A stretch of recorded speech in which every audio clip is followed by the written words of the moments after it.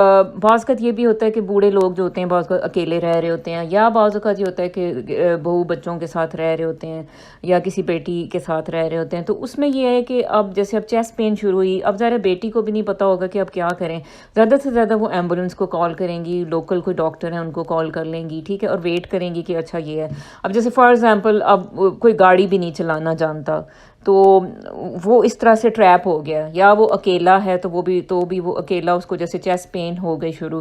تو وہ کیا کرے اب، ٹھیک ہے، تو اس میں چیسٹ پین ہے اور اس کو لگ رہا ہارٹ اٹیک ہے، ساتھ جو ہے وہ سانس کی جو ہے تکلیف ہونا شروع ہو گئی۔ اس میں دیکھیں میں آپ کو بتاؤں کہ آپ گھر میں نا اس وقت جو ہے وہ ایسپرین لے کے رکھیں، 300 ملی گرام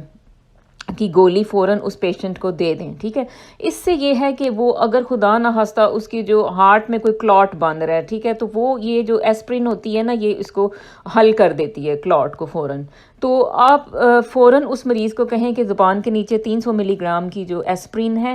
وہ لے لے، اور اس سے یہ ہے کہ پھر بھی جو ہے نا وہ مطلب جو ڈیتھ ہونے کا یا کسی کے بالکل ہی یا بہت زیادہ اس کے ہارٹ کا جو ڈیمیج ہے ہونے کا جو ہے نا وہ ذرا جو تکلیف ہے وہ کم ہو جائے گی، یا اس کا جو مسئلہ ہے وہ کم ہو جائے گا۔ تو یہ پلیز ایسپرین جو ہے آپ اپنی پاکٹ میں بھی رکھ سکتے ہو، مطلب اگر آپ ویسے بھی آپ کو لگتا ہے کہ آپ کو ہارٹ کا مسئلہ ہے تو یہ آپ اپنی پاکٹ میں رکھیں، 300 ملی گرام کی ایسپرین کا پتہ، اور گھر میں تو رکھیں ہی۔ اور اس سے یہ ہے کہ انشاءاللہ جو ہے اگر خدا نہ خواستہ کوئی ایمرجنسی کی سچویشن ہو جس میں ہاسپٹل تک پہنچنا مشکل ہو، تو یہ ایسپرین آپ کی زندگی کو بچا